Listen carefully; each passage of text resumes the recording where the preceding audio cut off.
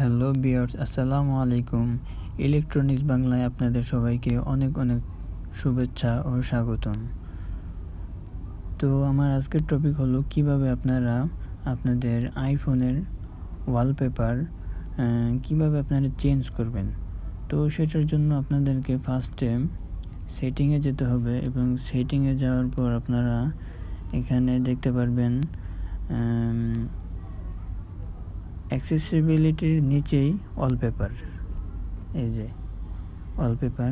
তো আপনারা জাস্ট এই ওয়ালপেপারে ক্লিক করবেন, তারপর এখানে চয়েস এ নিউ ওয়ালপেপার এখানে ক্লিক করবেন। তারপর আপনারা আপনাদের পছন্দের মতো ওয়ালপেপার চুজ করবেন।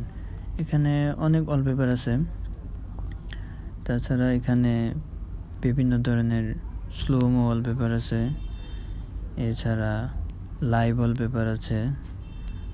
এটাকে জাস্ট টাচ করলেই এটা লাইভ চলতে থাকে, আবার ছেড়ে দিলেই এটা আবার আগের জায়গায় এসে পড়ে।